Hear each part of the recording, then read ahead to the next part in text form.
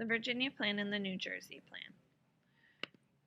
The Virginia Plan was something that was favored by large states. Large states wanted representation that was based off the population and the amount of people they had in the state. Since large states have bigger population, then they would have more representation, and they wanted two different chambers that were based off of population, whereas the New Jersey Plan was favored by small states. They wanted one chamber that had equal representation no matter the size of the state. So, like I said, for looking at the legislature, the Virginia Plan wanted two chambers, whereas the New Jersey Plan only wanted one.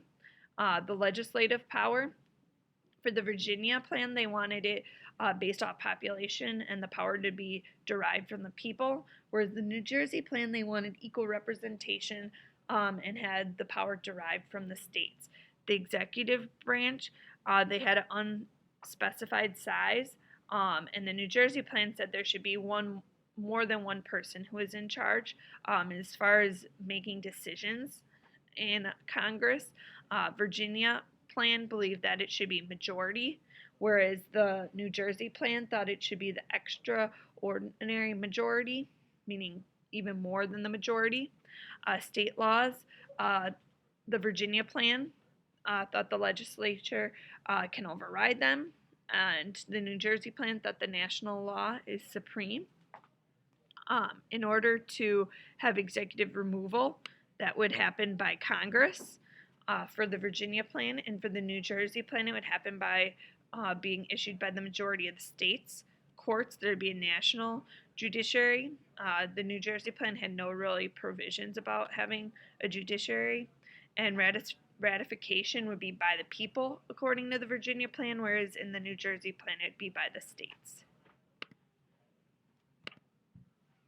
So if you look at the two different plans, what ends up happening is they end up having to compromise.